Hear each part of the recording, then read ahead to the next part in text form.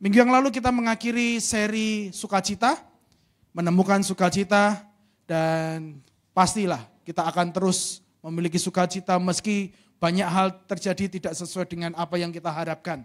Dan hari ini kita akan memulai satu seri yang baru, yaitu daftar lagu Natal. Siapa yang semangat mau menyambut Natal, angkat tangan. Siapa di sini yang semangat? Semua sukacita, amin ya. Bentar lagi kita mau mengakhiri tahun 2023. Kita harus penuhi dengan nyanyian-nyanyian lagu-lagu kepada Tuhan.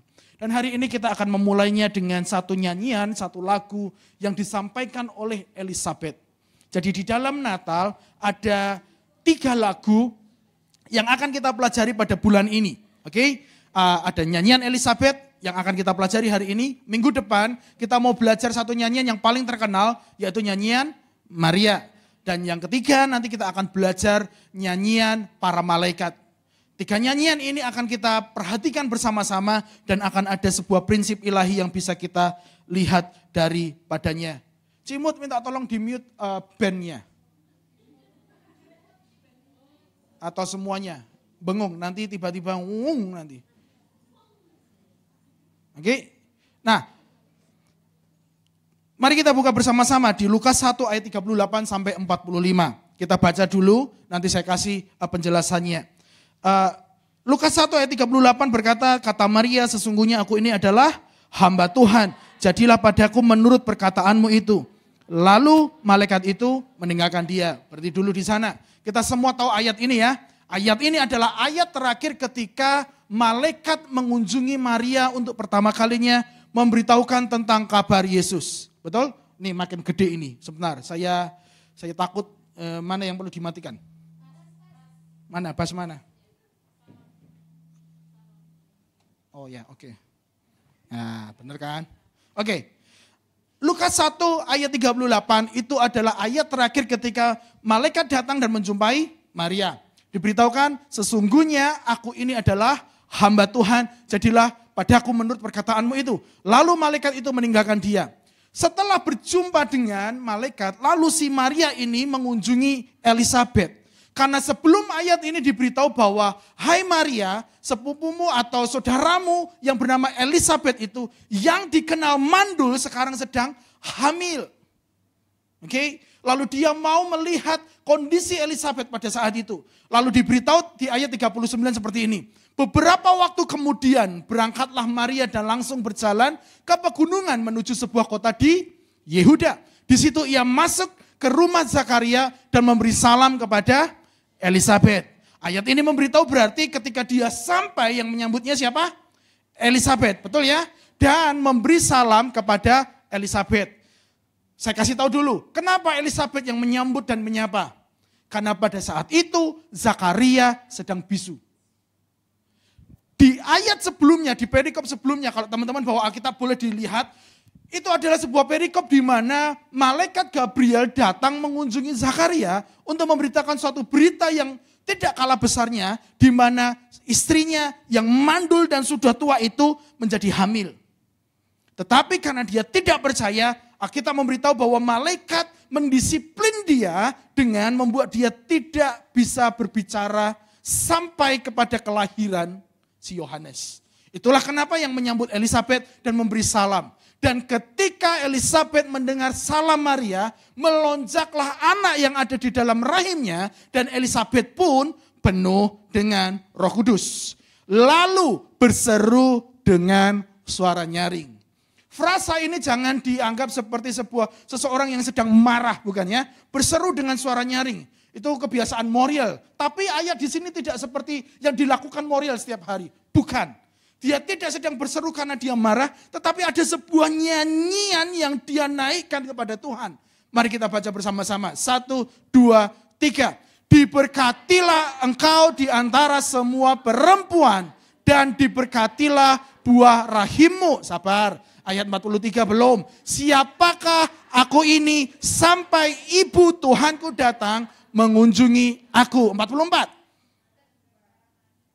Sebab sesungguhnya ketika salammu sampai kepada telingaku, anak yang di dalam rahimku melonjak kegirangan Dan berbahagialah ia yang telah percaya, sebab apa yang dikatakan kepadanya dari Tuhan akan terlaksana. Amin. Jemaat Tuhan yang saya kasihi, dari 4 atau beberapa ayat yang sudah kita baca tadi, nyanyian Elisabet, kalau mau kita simpulkan, nyanyian Elisabet itu adalah nyanyian berkat. Nyanyian syukur karena dia mengalami berkat Tuhan. Setuju nggak dengan saya? Nyanyian Elisabet adalah nyanyian berkat. Karena tadi dikatakan di ayat 42, lalu berseru dengan suara nyaring, diberkatilah engkau di antara semua perempuan dan diberkatilah buah rahimmu. Elisabet sedang menyanyikan berkat oleh karena melihat sebuah berkat yang besar yang dia lihat dalam kehidupan Maria, saudarinya itu. Dia menyanyikan sebuah berkat Tuhan yang besar yang turun ke atas Maria secara khusus. Lalu di ayat 45 juga berkata, dan berbahagialah. Iya, berbahagialah di sini dalam bahasa aslinya adalah diberkatilah engkau. Kita semua tahu ada Matius 5, ada 10 kata ucapan bahagia, betul? Itu semuanya berkat sesungguhnya. Dan ini sama, dan diberkatilah engkau. Kita semua pasti setuju dengan apa kata firman Tuhan, bahwa Elisabet dan Maria adalah 2 perempuan yang paling diberkati pada zamannya. Bahkan sampai sekarang pun ada sekelompok orang yang memandang Maria begitu terhormat. Betul? Sampai juga kita ada mungkin di antara kita yang punya nama Maria, dan anak atau cucu kita atau mantu kita juga mungkin namanya Maria. Mereka adalah 2 orang yang diberkati. Mereka adalah 2 orang yang bisa menikmati berkat Tuhan secara khusus dalam kehidupannya. Dan sampai hari ini pun kita bisa belajar daripada kehidupan mereka. Hari ini kita mau menjawab satu pertanyaan secara sederhana. Apa sih makna daripada nyanyian Elisabet yang berupa nyanyian berkat itu? Apakah makna nyanyian Elisabet yang sudah kita baca tadi? Biarlah apa yang kita pelajari hari ini bisa mendorong kita semua untuk bisa menikmati dan mengalami berkat Tuhan di hari Natal ini. Saya percaya di bulan yang penuh berkat ini, Tuhan mau mencurahkan sukacitanya, berkatnya secara luar biasa buat kita semua. Karena kita adalah umat-umat Tuhan yang diberkati. Karena kita mau belajar sesuatu seperti apa yang sudah dilakukan oleh kedua orang ini. Dan Tuhan sungguh memberkati mereka semua. Yang pertama, apa sih maknanya? Cepat saja. Tunjukkan Mbak. Yang pertama, berkat datang ketika percaya kepada firman-Nya. Maria dan Elisabet adalah 2 orang yang percaya kepada firman Allah. Secara khusus Maria yang pada saat itu didatangi oleh malaikat secara langsung. Dia menunjukkan kepercayaannya kepada Tuhan. Dan Elisabet memujinya, bukan? Di ayat 45 tadi dikatakan seperti ini. Dan berbahagialah ia yang telah percaya, sebab apa yang dikatakan kepadanya dari Tuhan akan terlaksana. Jemaat Tuhan, Maria diberkati oleh karena dia percaya kepada perkataan Tuhan melalui malaikat. Maria sungguh sangat percaya pada saat itu. Dia tidak ragu sedikit pun. Dia percaya bahwa apa yang dikatakan malaikat secara langsung pada saat itu akan terjadi dalam kehidupannya. Dan itulah yang membuat dia keberkatan. Dan saya masih percaya juga bahwa kita semua orang percaya bisa diberkati Tuhan kalau kita masih terus percaya kepada firman-Nya. Kalau engkau mau melihat berkat Tuhan secara khusus di Natal ini, jangan pernah lupa untuk percaya kepada firman-Nya. Jangan pernah berhenti percaya kepada firman Allah.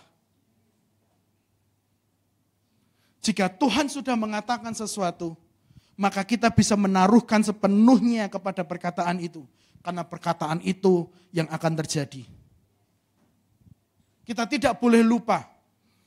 Kita harus terus percaya kepada firman, karena firman Allah adalah kebenaran. Masihkah engkau menganggap firman itu sebagai sebuah kebenaran? Kayaknya terlalu jauh ya. Saya bawa saja. Masihkah engkau menganggap bahwa firman Allah itu sebuah kebenaran?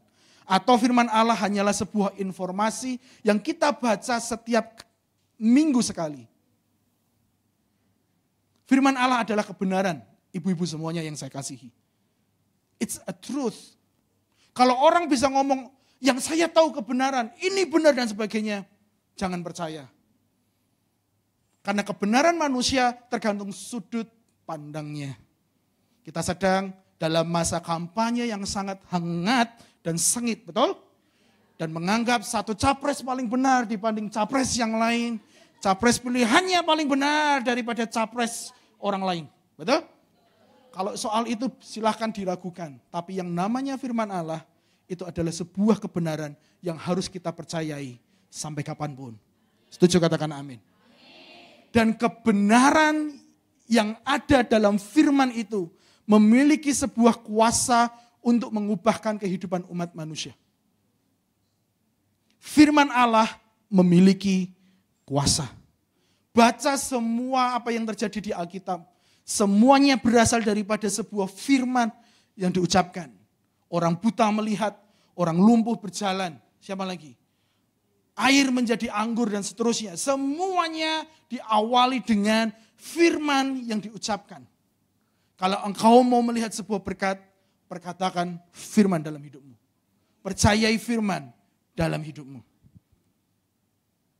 Mungkin kita semua, masa sih Pak Pendeta? Masih enggak sih firman?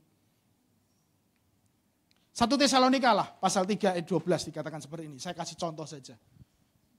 Lanjut Mbak, 1 Tesalonika. Kami juga tidak henti-hentinya bersyukur kepada Allah karena waktu kalian mendengar berita keselamatan dari kami. Kalau Lukas tadi itu adalah sebuah firman yang disampaikan melalui malaikat. Itu oke lah, kita bisa, ya layak lah Pak Pendeta. Kalau Maria itu percaya kepada Tuhan, yang datang malaikat. Masa ya sudah malaikat gak percaya, yuk kebangetan. Oke lah, oke saya bisa. Kita ikuti saja cara berpikir itu. Tetapi masalahnya juga ketika Rasul Paulus masuk kepada sebuah daerah jemaat di Tesalonika, mereka mendengar firman yang diajarkan itu bukan hanya sebagai sebuah berita, bukan hanya sebagai perkataan manusia, tetapi sebagai sebuah perkataan firman. Dan ketika mereka menganggap berita yang disampaikan itu sebagai sebuah firman, maka mereka mengalami berkat. Mendengar berita keselamatan dari kami, kamu semua menerimanya sebagai firman Allah, bukan sebagai perkataan manusia. Dan sikapmu itu sungguh benar, karena memang firman Allah hidup dan berkuasa dalam diri setiap orang yang percaya kepada Kristus. Perhatikan bagian hitam. Pertanyaannya adalah, ketika sebuah firman datang ke dalam hidupmu, ketika sebuah firman diperkatakan kepadamu melalui seseorang yang bukan mungkin wujudnya malaikat lagi, masihkah engkau menganggap itu sebagai firman atau hanya perkataan manusia sebelaka?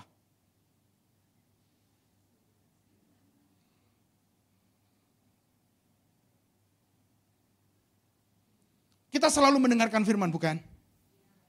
Pertanyaannya, apakah engkau anggap itu sebagai sebuah firman yang memang datang dari Tuhan yang berkuasa dan benar, atau itu hanya, mau ngomongan nih Pak Pendeta. Saya mendorong buat kita semua, ketika engkau mau diberkati, setiap firman yang datang melalui apapun medianya, taruhkan imanmu untuk percaya bahwa itu bisa terjadi. Memang sekarang malaikat sudah jarang muncul di hadapan kita. Kalau ada pun itu pasti gempar, kita semua akan viral, minimal akan di Instastory ya toh, semuanya tahu dan sebagainya. Tapi kalau bukan lagi bentuknya malaikat yang datang, masihkah kita percaya? Jangan pernah ragu terhadap firman yang datang kepadamu. Baik itu untuk membuat kita mengalami sesuatu, atau kita akan melakukan sesuatu. Kalau untuk menerima sesuatu ya kita, amin Pak Pendeta, amin, amin, amin, amin. Tuhan memberkati keturunanmu 5-7 keturunan, aminnya kenceng. Tapi berikanlah persepuluhan, 10 dari penghasilanmu, aminnya kecil sekali pasti. Kalau untuk menerima, aminnya enggak sulit. Tapi kalau untuk melakukan sesuatu, tidak boleh kalah amin, kencengnya. Tuhan mau memberkati kita semua kalau kita masih mau percaya kepada firman Allah. Saya tutup poin yang pertama dengan kalimat ini. Lanjut, Mbak. Cara penerimaan kita tergantung menentukan apa yang akan kita terima. Saya ulangi, cara penerimaan kita terhadap firman Tuhan menentukan apa yang akan kita terima. Mosok sih Pak Pendeta. Nanti teman-teman bisa baca di Lukas pasal 1 dari ayat 5. Nanti saya singgung sedikit. Ketika malaikat Tuhan datang kepada Zakaria di tempat yang kudus dan tidak ada orang yang ada selain daripada dirinya dengan Tuhan atau malaikat pada saat itu. Dia tidak menaruhkan percayanya kepada perkataan malaikat. Ini seorang imam. Ini bukan orang Yahudi biasa seperti Maria. Ini imam. Tahu imam ya zaman pada saat itu? Kalau sekarang pendeta kurang dihormati ya biasalah. Tapi kalau zaman dahulu, imam itu sangat dihormati. Imam yang hanya dia yang boleh masuk menikmati persekutuan dengan Allah pada saat itu. Malaikat datang dan dia berkata, bagaimana itu bisa terjadi? Karena dia tahu bahwa istrinya sudah mandul dan mereka sudah tua. Apa yang terjadi? Dia tidak bisa bicara untuk beberapa lamanya. Cara penerimaan antara Zakaria dengan Maria berbeda, bukan? Dan apa yang mereka terima pun berbeda. Yang membedakan kita satu dengan yang lain sekarang bukan hanya jumlah gaji setiap bulan yang berbeda. Tapi juga cara kita percaya terhadap firman itu yang membedakan kita satu dengan yang lain. Kalau kita mau terus percaya kepada firman, yang kau terima pun juga berbeda dari satu dengan yang lain. Maka jangan pernah kita lupa atau berhenti percaya kepada firman-Nya. Yang kedua, berkat datang ketika kita taat kepada firman-Nya. Setelah percaya, harus ada sesuatu yang dilakukan. Taat, itu yang saya maksudkan tadi. Dan kalau kita melihat kehidupan dua perempuan yang terberkati ini, mereka adalah dua orang yang sangat taat kepada firman. Ketaatan Elisabet dicatat di dalam Lukas pasal yang pertama ayat 5-6. Kita baca, saya bacakan buat kita semua ya, saya jelaskan pelan-pelan. Pada zaman Herodes, Raja Yudea adalah seorang imam yang bernama Zakaria dari rombongan Abia. Istrinya juga berasal dari keturunan Harun, namanya Elisabet. Ini untuk pertama kalinya namanya dikenalkan, Elisabet. Ayat 6, perhatikan bagian hitam. Keduanya. Jadi bukan cuma imam, tapi juga Elisabet. Keduanya adalah benar di hadapan Allah dan hidup menurut segala perintah dan ketetapan Tuhan dengan tidak bercacat. Pada saat itu yang mereka miliki hanyalah hukum Taurat Musa. Dan Elisabet taat sepenuhnya terhadap hukum Taurat tersebut. Benar di hadapan Allah dan hidup menurut segala perintah dan ketetapan Tuhan dengan tidak bercacat. Apa artinya? Tidak pernah sedikit pun dia lalai melakukannya. Taat persis seperti apa yang dikatakan oleh Alkitab. Bagaimana harus memberikan korban persembahan ketika melakukan dosa ini. Harus melakukan pengudusan seperti ini. Semua tata cara apa yang dikatakan oleh hukum Taurat Musa pada saat itu. Dia taati dengan benar. Dan kita bisa melihat bahwa dia juga akhirnya mengalami berkat yang daripada Allah. Berkat Elisabet yang pertama yang bisa kita lihat adalah dia dikaruniai anak pada saat ia sudah mandul dan sudah lanjut usia. Tak kasih ayatnya biar kita semua bisa menikmati berkat itu. Tetapi mereka tidak mempunyai anak sebab Elisabet mandul dan keduanya telah lanjut umurnya. Di sini semua ibu-ibu dan kaum perempuan. Bu, mungkin enggak ada seorang perempuan yang sudah mandul dan keduanya sudah lanjut usia masih bisa hamil? Tidak mungkin. Setuju? Setuju ya? Setuju ya? Setuju ya dengan saya ya? Ayat 13 diberitahu seperti ini. Tetapi malaikat itu berkata kepadanya, jangan takut hai Zakaria, sebab doamu telah dikabulkan dan Elisabet istrimu akan melahirkan seorang anak laki-laki bagimu dan haruslah engkau menamai dia Yohanes. Sudah? Jangan takut hai Zakaria, sebab doamu telah dikabulkan. Kalau saya melihat frasa ini secara langsung, aslinya apa sih? Doamu telah didengar oleh Allah.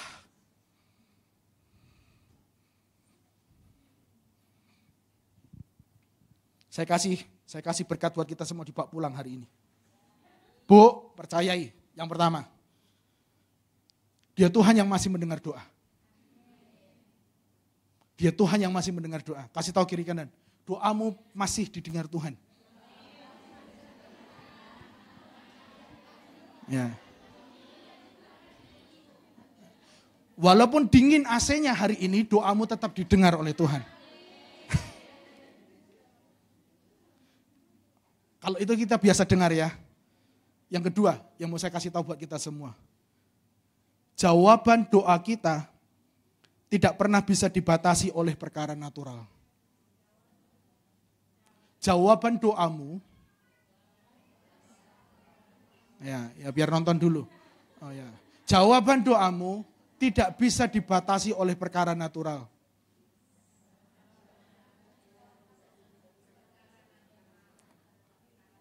Tuhan sanggup menjawab doamu meski perkara natural berkata tidak mungkin.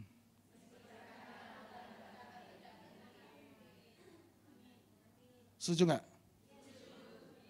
Karena seorang mandul dan sudah lanjut umur masih bisa punya anak. Saya tidak sedang memberikan nubuatan ini akan ada yang punya anak habis ini, bukan?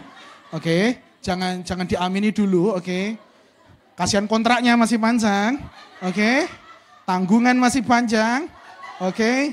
Jangan aminkan dulu soal kehamilan. Nanti cucumu saja atau mantumu boleh diaminkan soal itu ya. Apalagi yang belum menikah dan tidak punya pasangan jangan bilang amin, bahaya. Bahaya.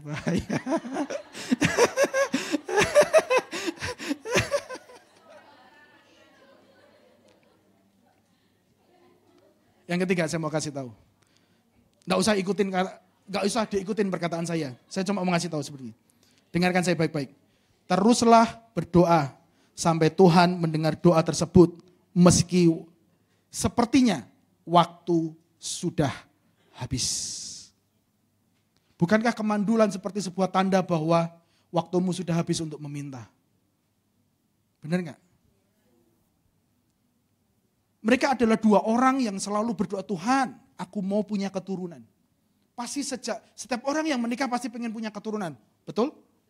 Dan pasti doa itu sudah dinaikkan sedari dulu atau sejak pertama mereka bersatu. Tetapi ketika mereka tahu bahwa mandul sudah, umur sudah tidak mampu, tidak cukup, sudah habis.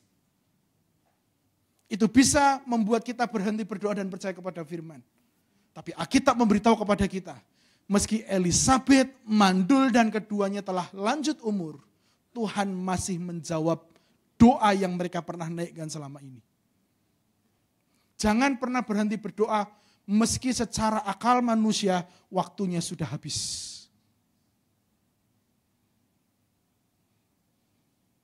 Mungkin ada sebuah doa panjang yang pernah engkau naikkan selama ini dan Tuhan belum jawab. Dan orang berkata, sudahlah jangan berdoa itu. Jangan-jangan doamu salah. Mungkin orang mengatakan seperti itu. Tapi hari ini saya mau memberikan sebuah rema buat kita semua yang sedang berdoa untuk sesuatu. Meski waktunya sepertinya sudah habis, tapi Tuhan sanggup menjawab doamu.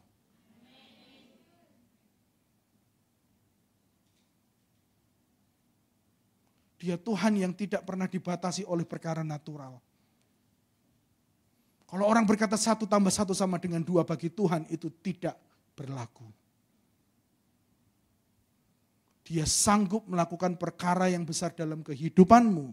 Meski manusia berkata bahwa waktunya sudah habis.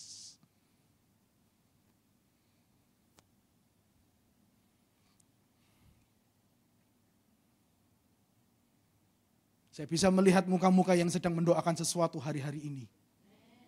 Tapi rema hari ini engkau tangkap dan bersyukur engkau datang di tengah ibadah ruangan yang dingin ini. Bahwa Tuhan sanggup menjawab doamu. Beri kemuliaan buat Tuhan.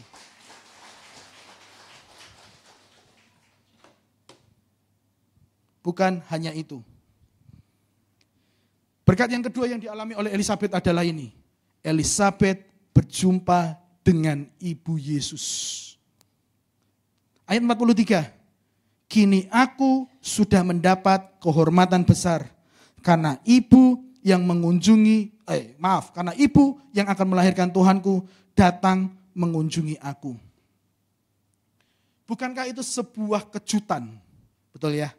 Itu kejutan. Loh, ngapain Maria datang? Loh, ngapain Maria yang akan melahirkan Yesus ini datang? Dia mengalami sebuah surprise, dan itu berkat buat dia.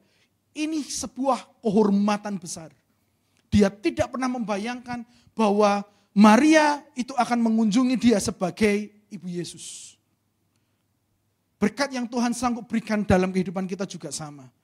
Dia sanggup memberikan kejutan-kejutan di luar daripada apa yang tidak pernah kita bayangkan. 1 Korintus 2 ayat 9 mengatakan itu. Apa yang tidak pernah dilihat oleh mata, yang tidak pernah didengar oleh telinga, yang tidak pernah muncul di hati kita semua, sanggup dia sediakan bagi mereka yang mengasihi dia. Tuhan sanggup memberkati engkau, hai jemaat Indonesia North Point. Dia akan berikan sebuah kejutan besar.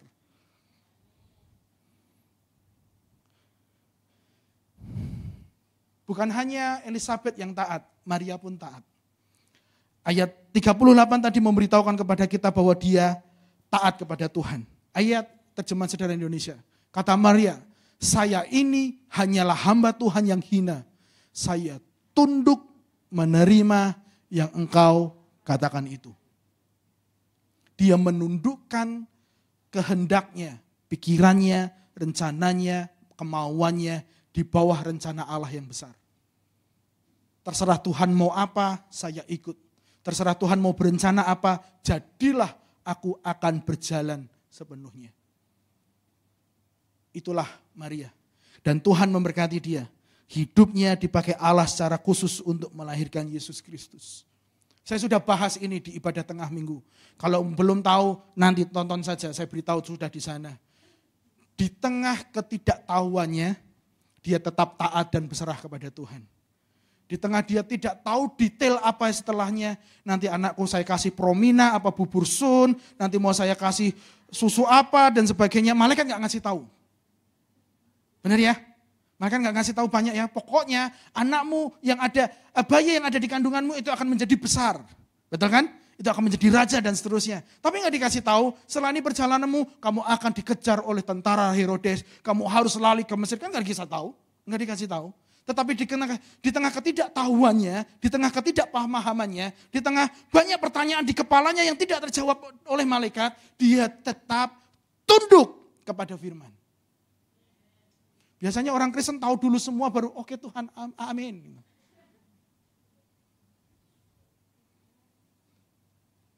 Mari kita semua belajar mengandalkan Tuhan di tengah ketidaktahuan kita. Dengan kita taat dan tunduk kepada firman-Nya.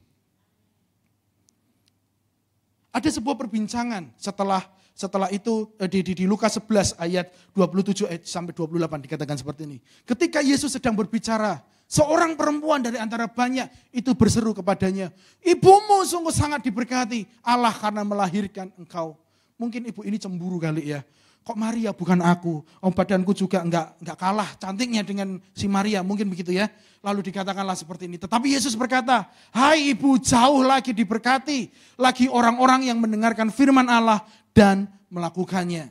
Apa artinya? Bukan hanya perempuan dua itu yang diberkati oleh Allah. Kita pun perempuan-perempuan yang takut Allah ini, yang takut kepada Tuhan ini, yang percaya kepada firman-Nya ini, sanggup diberkati kalau kita mau mendengarkan firman Allah dan melakukannya. Saya tutup di poin yang kedua. Saya nggak mau lama-lama lagi, makin dingin nanti ya toh. Wujud perlakuan kita terhadap firman Tuhan menentukan apa yang akan kita terima. Ya, kalau tadi wujud penerimaan, cara kita menerima itu firman atau hanyalah sebuah informasi, itu firman atau sebuah perkataan manusia. Tapi kalau ini, setelah kita percaya kepada firman itu, apa yang akan kita lakukan? Kita mau taat, kita mau tunduk atau tidak, itu menentukan juga apa yang akan kita terima. Dan yang ketiga, ini yang menarik, saya tutup dengan ini. Berkat datang ketika kita memiliki teman yang penuh dengan Roh Kudus. Kalau mau pakai baca supaya rimanya ketemu, berkat datang ketika kita memiliki teman yang penuh dengan firman. Saya menyebut mereka berdua berteman, berpartner. Karena enggak melulu bahwa ini kalau kita punya saudara, enggak. Seseorang yang ada di sekeliling kita, itu sanggup juga membawa berkat buat kita. Asal orang itu penuh dengan firman dan penuh dengan roh. Saya tunjukkan buat kita semua. Elisabeth adalah teman Maria yang penuh dengan Roh Kudus. Ini, saya kasih tahu buktinya. Ada 2 bukti. Saya turun saja, biar dekat. Lanjut Pak, ayat 1, Lukas 1 ayat 41. Lukas 1:41. Dan ketika Elisabeth mendengar salam itu, melonjaklah anak yang di dalam rahimnya. Dan Elisabeth pun penuh dengan Roh Kudus. Itu jelas, sudah. Lalu karya Roh Kudus bekerja setelahnya. Ini yang menarik. Ini yang menarik. Kalau nggak pernah baca Alkitab, nggak akan ketemu. Saya bacakan buat Anda. Lanjut, ayatnya dikatakan seperti ini. Maka datanglah mereka pada hari yang ke-8 untuk menyunatkan anak itu dan sebagainya. Oke, sudah. Setelah ayat 40 berapa tadi? 40 penutup daripada ayat ini. Oh, diberkati 45. Oke? Ayat 46 sampai kepada ayat 57 kalau tidak salah atau 58. Itu adalah nyanyian Maria. Ditutup dengan sebuah kalimat, maka selama 3 bulan Maria dan Elisabeth hidup bersama-sama. Lalu Maria meninggalkan Elisabeth. Sudah? Lalu ayat 58, saya jadi ingat. Ayat 58 lalu memberitahu bahwa setelah genap masanya, maka melahirkanlah Elisabeth. Sudah? Ayat Lukas 1 ini ditulis oleh seorang dokter. Jadi ceritanya runtut. Aduh. Pelan-pelan ya. Lukas 1 itu diberitahu di bagian awal kepada Zakaria itu Maria belum ketemu dan itu masih mengandung. Sudah? Saat bertemu dengan Maria, usia kandungannya itu berapa? 6 bulan. 6 bulan setelah itu kemudian datanglah malaikat Gabriel kepada Maria. Lalu diberitahukanlah timeline berikutnya. Jangka waktu berikutnya. Setelah 3 bulan lamanya diberitahukan lahirlah si bayi Yohanes ini. Ya? Maka ayat ini berikutnya terjadi. Maka datanglah mereka pada hari yang ke-8 untuk menyunatkan anak itu dan mereka hendak menamai dia Zakaria menurut nama bapaknya. Tetapi ibunya berkata, jangan, ia harus dinamai Yohanes. Berhenti dulu di sini. Pertanyaannya, dari mana Elisabeth tahu kalau anak itu yang ada di kandungannya, yang sudah lahir itu harus diberi nama Yohanes? Saya bantu berpikir, dari mana? Yang memberitahu malaikat itu yang tahu cuman Zakaria. Dia ada di dalam sebuah ruangan khusus, ruang Maha Kudus pada saat itu. Yang tidak boleh ada orang sembarangan masuk, cuman dia. Dan ketika dia masuk ke dalam ruangan itu pun, hasil daripada sebuah undi, bukan karena jadwal. Diberitahukanlah, hai Zakaria, istrimu akan mengandung, tadi kita sudah baca, bahwa anak itu akan diberi nama Yohanes. Pertanyaannya, dari mana Elisabeth bisa tahu bahwa anaknya itu Yohanes? Pinter-pinter ternyata. Itu dari Roh Kudus. Karena Zakaria tidak bisa ngomong. Bisu. Sudah? Kata mereka kepadanya, Tidak ada di antara saudaramu yang bernama demikian. Pernah ada yang protes ketika ibu-ibu memberikan nama, "Sopo anakmu jenenge si Anu?" Lah, anak ekono jenenge Joko, anakmu kok iki jenenge itu. Ada ya begitu ya? Ada ya. Ya ini juga dialami oleh Elizabeth. Anakmu Yohanes, sopo Yohanes gitu ya toh. 62. Lalu diberitahukan seperti ini. Lalu mereka memberikan isyarat kepada bapaknya untuk bertanya nama apa yang hendak diberikannya kepada anak itu. Ia meminta, ini Zakaria, meminta batu tulis. Lalu menuliskan kata-kata ini, namanya adalah Yohanes. Dan mereka pun heran semuanya. Kok bisa Elizabeth tahu mengerti, anak itu harus diberi nama Yohanes. Di mana itu adalah sebuah konfirmasi seperti apa yang diterima oleh Zakaria. Jawabannya Anda semua sudah tahu. Karena dia kepenuhan dengan Roh Kudus. Lalu apa poinnya Pak Pendeta? Jemaat Tuhan saya kasihi. Seseorang yang penuh dengan roh. Seseorang yang penuh dengan firman. Dia akan mendapat rahasia ilahi yang daripada Allah. Nama Yohanes itu rahasia. Karena tidak ada orang yang punya nama itu sebelumnya. Kalau itu diambil dicomot dari koran, semua orang punya nama itu. Atau kita cari di Google, semua orang punya. Tapi nama ini khusus dari Allah. Dan itu adalah sebuah rahasia ilahi.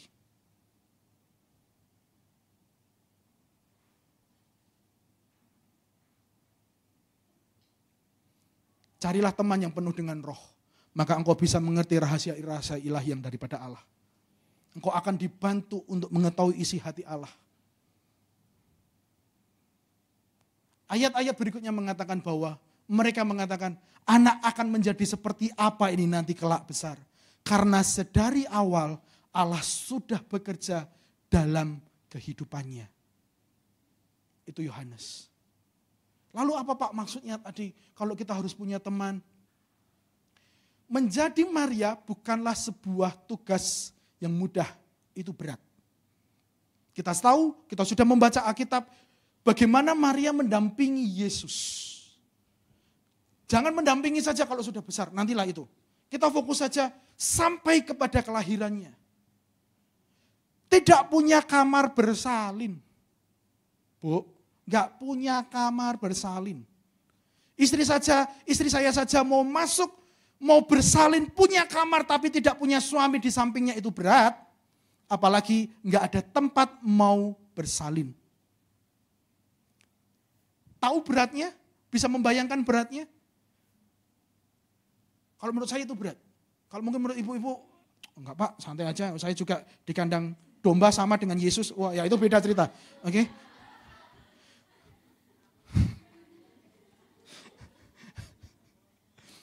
Ya enggak tahu, mungkin ada di antara kita yang seperti Maria, yang enggak tahu sih ya. Mohon maaf, saya tidak sedang membesar-besarkan. Tapi minimal kita semua di klinik lah, kalau enggak di rumah lah. Kalau enggak dokter ya dukun beranak gitu ya. Ya kan, ada yang membantu. Tapi paling tidak ini di kandang naruhkan Yesus saja enggak ada tempat. Itu apakah itu hal yang mudah enggak? Itu hal yang berat. Sudah? Lalu malaikat, Raja Herodes marah, mengejar semua bayi yang lahir, yang berusia 2 tahun ke bawah harus dibunuh. Di bawah ancaman tekanan itu tidak mudah. Apalagi harus lari dari Bethlehem ke Mesir. Ini jahitan belum kering, harus gendong-gendong anak sampai ke Mesir. Bener gak? Itu ke Mesir loh. Itu bukan ke kelurahan mana yang lebih dekat. Enggak, itu negara lain. Bagaimana makannya dan seterusnya. Lalu Tuhan cukupkan mereka melalui 3 majus. Emas yang diterima itu sebagai sangu mereka masuk ke Mesir. Perjalanan mengandung sampai kepada kelahiran itu tidak mudah. Tapi menurut saya pribadi, seorang Maria bisa setia dan kuat menjalani panggilan Allah yang luar biasa itu. Karena dia memiliki teman yang terus mendukung dia selama 3 bulan pertama. Mereka berdoa, mereka menguatkan, mereka saling menasihati, mereka saling menguatkan, mereka berbagi hati dan seterusnya. Itu oleh karena Maria salah satunya adalah Maria memiliki Elizabeth sebagai pendampingnya. Kalau hari ini engkau sedang dalam masa yang berat, kelilingi dirimu dengan orang yang tepat, yang penuh dengan firman. Kelilingi dirimu dengan orang yang penuh dengan roh. Maka engkau akan bisa mengerti rahasia-rahasia ilahi yang daripada Allah. Pak, tandanya gimana? Orang itu penuh dengan roh. Apakah dia berbahasa roh? Ya, itu salah satunya. Tapi gak usah perlu tanya, tak kasih salah satu tandanya. Sudah? Mau tahu? Catat ini.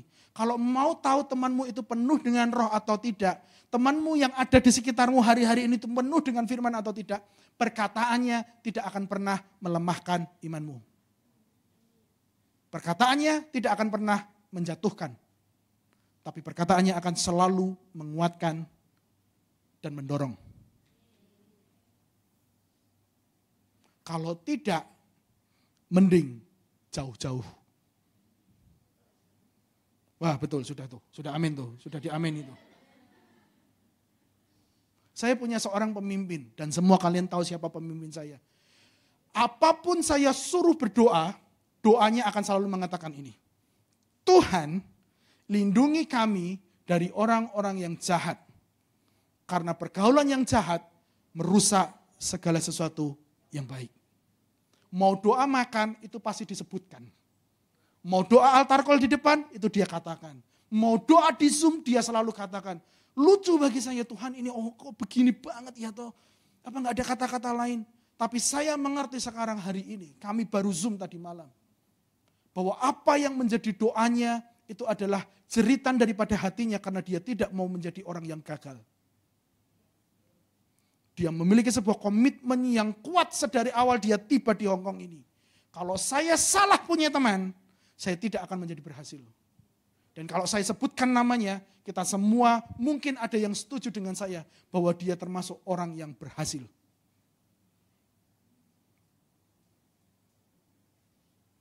Dengan keluguannya, dengan kepolosannya, komitmennya selalu, aku harus punya teman yang takut kepada Tuhan.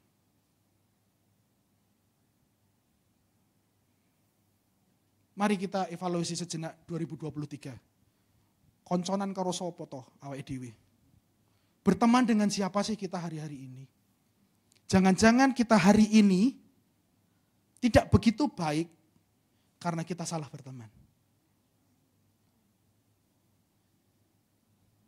Atau jangan-jangan saya sudah sangat baik hari ini, jauh progresnya. Karena ada orang yang takut Tuhan di sekeliling saya.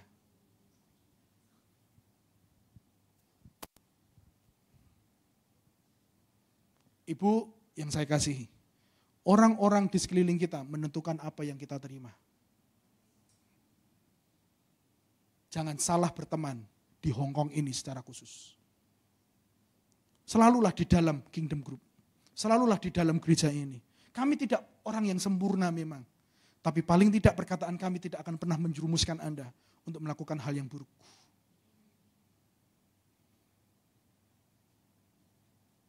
Penuhi sekitarmu dengan orang-orang yang penuh dengan firman dan Roh Kudus. Jangan-jangan engkau mau lari kepada Tuhan tapi ada yang gondeli, ada yang narik. Ngapain gereja? Sini loh. Sini loh. Benar gak?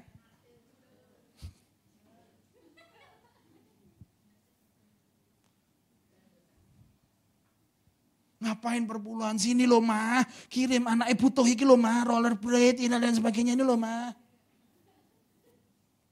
Benar gak? Suami-suamimu begitu gak? Doakan biar bertobat. Biar mereka penuh dengan firman.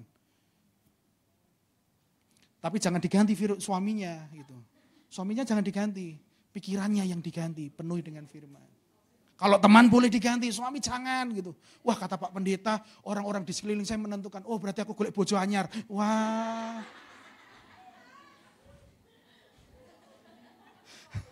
Tahu nggak ini yang di luar Jawa, tahu nggak ini?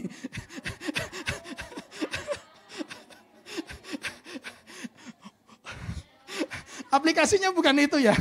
Oh, Tuhan terima kasih. Penggenapan hari ini aku ganti suami. Oh haleluya. 2024 tahun baru dan suami baru. Ah, bahaya ini. Bukan. Orang-orang di sekitarmu harus penuh dengan firman. Amin. Saya sudah panjang, sudah 1 jam mungkin saya ngomong panjang ini. 3 hal yang saya mau sampaikan buat kita semua, saya tinggalkan buat seluruh jemaat Tuhan yang ada di North Point ini. Jangan pernah berhenti percaya kepada firman. Dan jangan lupa untuk melakukan firman Allah. Dan yang terakhir, kelilingi orang-orang, dirimu dengan orang-orang yang penuh dengan firman. Saya percaya berkat Tuhan akan mengalir. Berkat Tuhan akan terjadi dalam kehidupanmu. Saya tidak akan lagi mendengar orang yang nunggak hutangnya di sana, di sini, dan sebagainya. Karena selalu hidup benar dan percaya kepada firman. Amin. Saat ini, jemaat Tuhan, di Natal ini kita mau menyanyikan sesuatu kepada Tuhan. Kalau Elizabeth bisa menyanyikan sebuah nyanyian berkat, nyanyian apa yang ingin kau nyanyikan kepada Tuhan di Natal ini? Apakah cuma nyanyian, jingle bells, jingle all the way. Single best, single is the best. Bukan begitu.